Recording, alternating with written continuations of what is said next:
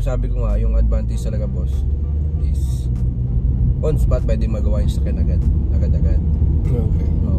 Kasi yung iba, sabi ko nga 3 to 4 weeks pa bago pa magawa yung sakyan mo. Yung mga kasi lumala na yung problema. Magandang araw mga kapins. Ngayon ay May 6, Tuesday, 2025. Yun. Ito tayo ngayon sa Certified Filipino na mekaniko mga kapins.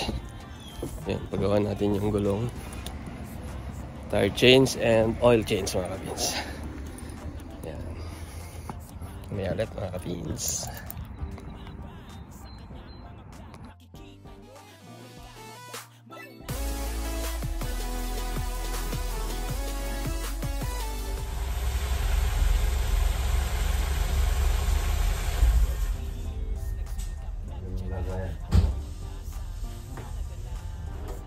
Nung binigay sa akin 134 lang eh.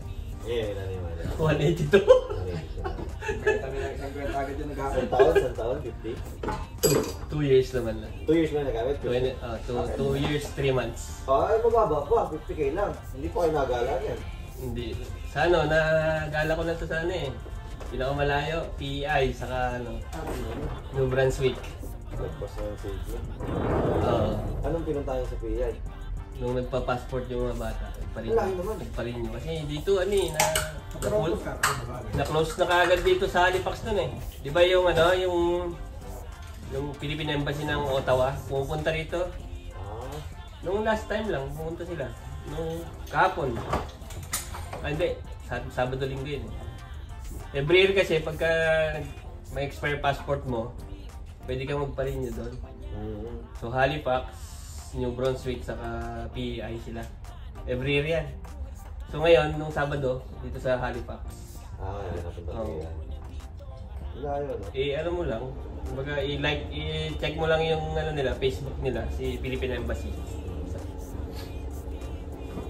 Pagka may expire na ano nyo, na passport. Yun, nag-road trip na lang din kami. Oo ba? First time ko naiwan pa yung ano doon. Yung susi na ito na nakalak. Pucha, sabi wala akong susi, diba? Yan? Paano niya buksan? Tumawag ng ano doon. Nung Pinoy na magaling magkalikot. Binayaran ko na lang. Buti may nakita kayo doon, ano? Nakiusap ako doon sa mga Pinoy doon. At laging masaya, Peace TV ang inyong kasama.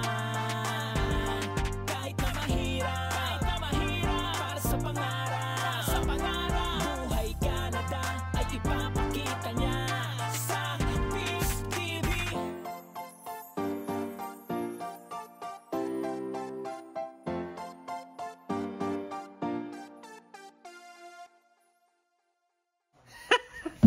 So dito tayo ngayon sa sa garahe ni Bossing.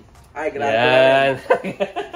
So kung bago ka dito sa may Halifax, particularly dito sa Bedford, kahit saan kinikater nila eh. Especially sa mga Pinoy yan. So kontakin natin si Kuya. Suspension, brakes, yan. Gulong, yun.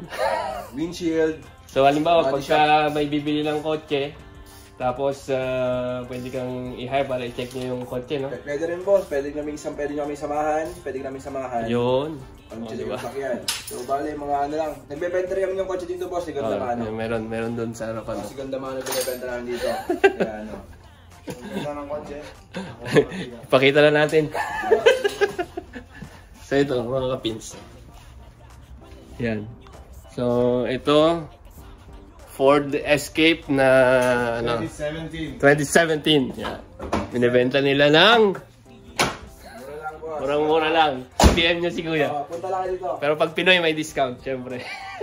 Pag Pinoy may discount. Yan si Kuya. Pag Pinoy may discount. 6,000 na lang pag Pinoy. 6,000. Narinig nyo. Ito, Nabenta ko to 7,000. So, 7,000. Inaayos. Oo. Ano mga pinalitan mo ngayon dito kasi?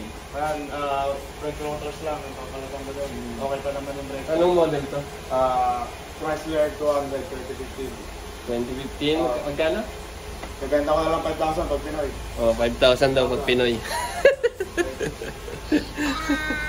Ayun, mga bago natin nakilala dito mga kapin. So dito ako nagpapagawa ngayon ng oil change saka yung tire change mga kapins. Yan.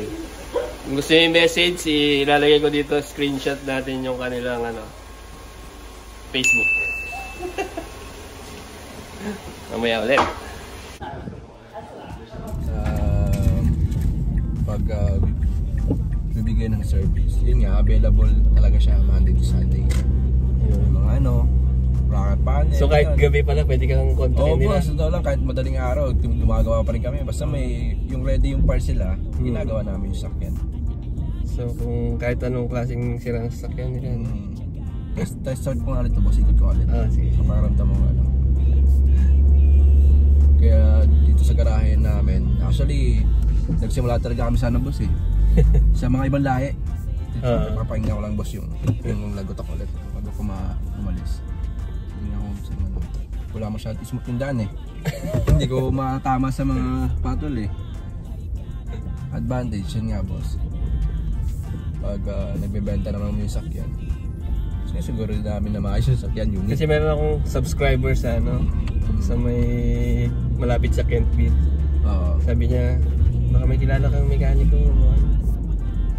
Actually maraming mekaniko dito, boss, sa Halifax. Siguro yun nga, yung kakalala mong Pilipino. Nagkarahe din. Bibili rin yun, eh. I-message ko nga si nagagawa din sila sa garahe nila. Yun maganda kasi bagay, boss, lahat naman tayo gusto natin kumita. Ha? Talagang ito, totoo lang, boss, yung nagtatrabaho pa rin ako dati. Yun nga, yung napromote ako sa yung salamat doon sa kaibigan kong yun, eh. Nagsabi sa akin na pasok ako doon sa Nova Scotia Tambayan. Doon nagsimula, boss, na yun kakapost ko lagi. Doon nagsimula yung tumawag ng mga Pilipino, papagawa na, diba? Sunod na. Laking tulong ng... Oo, laking tulong ng kasi tayo din ako tutulungan, boss, eh. Totoo lang. Wala namang ibang tao na tutulong na tayo na lang tutulungan. Kaya sa right yung boss yung ito. nag-iingay. Kailangan natin yung speaker. Kaya yun. Doon sa boss, simula lang talaga sa Nova Scotia Tambayan ng pagkuha ng customer. Nag-i-inquire muna, inquire. Hanap presyo muna. Yan yung yan. Pero sabi ko nga, yung advantage talaga, boss, is on spot pwede magawa yung sakyan agad-agad. Okay. Kasi yung iba, sabi ko nga, 3 to 4 weeks pa bago pa magawa yung sakyan mo. Yung mga kasi lumala na yung problema. Di ba nagagawa? Ihintay mo pa yung 3 to 4 weeks. Paano kung yung kotse mo, pang araw-araw mo, pang trabaho? Isa lang, no? Isa lang. Dito sa amin. Tulad sa'yo, isa lang yung sakyan. Ang problema, kailangan mo pang hintayin yun. Yung pag hindi pa safe yung kotse o i-drive, kailangan hindi mo pwedeng i-drive. Tama. Kasi lalala yung problema. So ano yung Facebook mo pala? Yung pa rin? Opo, Don Rafi. Don Rafi. Sa Facebook. Actually, yung Don Rafi na yun, sir, yung pinangalan mo. Sabi ko wala yun. May story kasi yun, sir, eh. May story kasi yun, sir. May story daw. Oo, may barkada kasi kami, boss, na may barkada kami na pupunta sila ng Cuba o Punta Cana. Ngayon, ako, boss, barkada kami. Ako lang naiwan. Di ba, pag nasa mga Dominican ka, boss, yung mga mayayaman tawag si Don. Don Pacardo, Don Julio. Ngayon, boss, hindi ako natuloy sa pagsama na lang yan kasi wala yung passport ko noon. Okay. Wala rin akong pera noon, eh. Sabi ko, ano kayang pangalan ni Bossing? Rafi or Don? Napapaisip ako. Yung Don Rafi yung pangalan, Rafi. First name ko Joseph, pangalan ko. So Joseph Rafi? Joseph Rafael. Rafael. Yun yung pangalan ko. JR pala. JR, oo. Doon nagsimula. Yun nga, Kumuha ako ng Facebook ng boss. Wala yung Facebook ko noong una. Okay. Ngayon, kumuha ako ng Facebook kasi nga, sakto. Nag-ano kami, ginuman ng konti. Sayang Don, sabi niya, dapat pangalan na sa'yo. Dapat pagbalik mo ng Toronto, Don na yung pangalan mo, kaso hindi natuloy. Kasi hindi ka sumama sa amin kasi yun nga, sa Dominican o Punta Cana. Yung mga pangalan, Don Julio. Don Rafi. Imbes na sana kasama ako, hindi na. Pero dito, mas kilala ka sa Joseph. Joseph. So yan mga ka-Vince. Basta yan. regarding sa sasakyan, pagbili ng sasakyan, pagpagawa ng sasakyan, any type of sasakyan. So ngayon, hindi pa kami nag-o-offer totally ng boss, ng MBI, ng sticker. Pero yun nga, yung garahe namin sa kabilang shop. Dun sa yung sa pinuntahan ng kanina, yun yung nagbibigay sa akin ng MBI. So malinis yung MBI niya boss, kumbaga.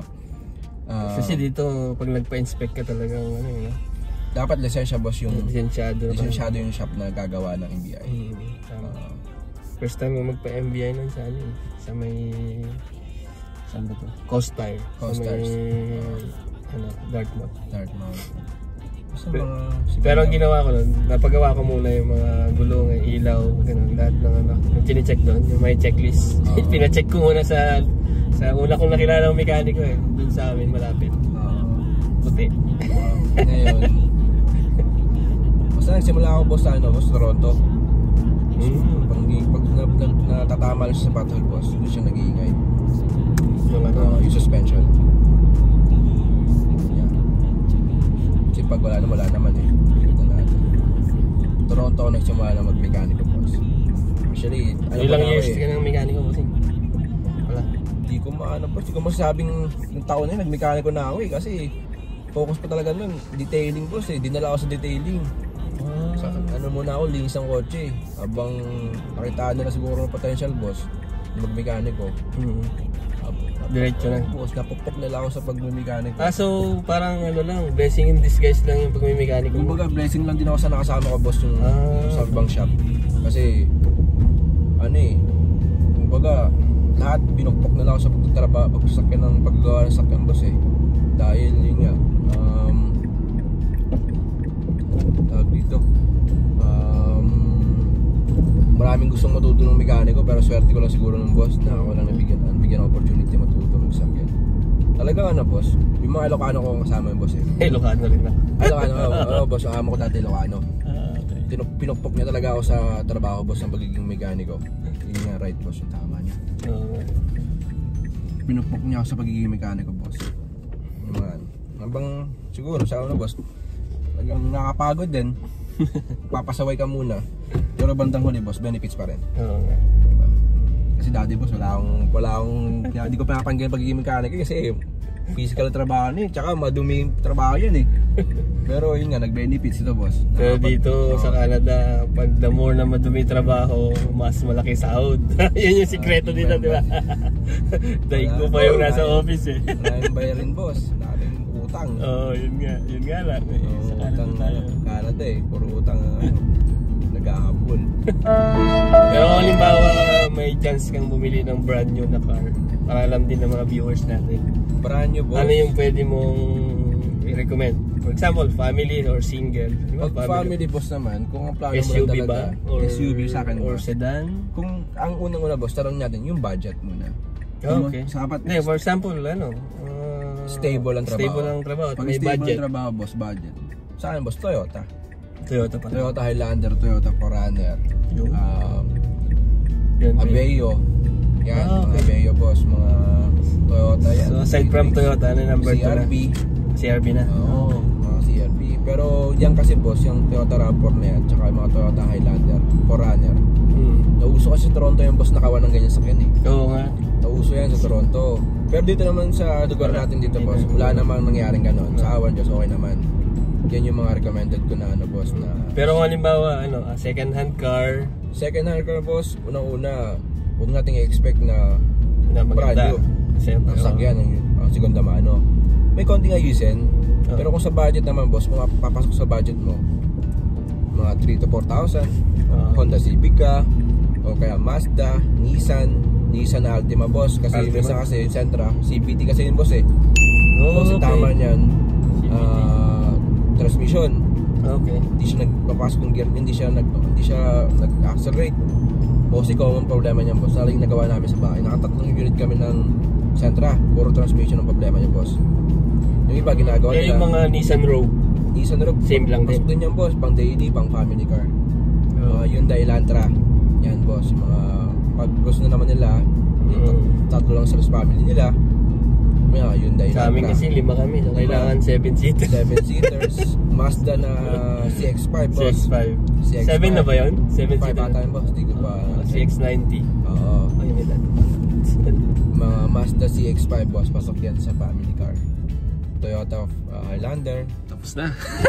Shout out si Bossing. Thank you boss. Thank you Shout out po si sa mga Bossing Don Rafi. subscriber ni boss. Yan. Sana follow nyo pa si boss. Yan. Maraming kotse dito ang binibenta. Yan. Punta lang kayo dito pagka i-assist po namin kayo. Yan, natapos din. So ito na yung gulong. Taka-oil. Paano Bossing? Thank you. Boss, ha? Yun mga kapits. Dito na tayo sa bahay mga kapits. Yan. So yun. Thank you sa inyong pagsama sa akin. At nakilala natin si Don Rafi dito sa Halifax, Nova Scotia, Canada mga kapits. Yan. Kung may papagawa kayo sa sasakyan, papasama kayo sa pagkuha ng sasakyan second hand, yan. Kontakin nyo lang siya. Or i-message ako para i-connect ko kayo sa kanya mga kapins. So yun lang sa ating episode today, yung change oil, yung tire change, at saka yung nakilala natin yung ating Filipino mechanics dito sa Canada mga kapins. So yun lang. Don't forget the hashtag PinsTV, Pinoy Nova Scotia, PinsTV Canada, Philippines Know. Yeah. Salamat and see you sa next one.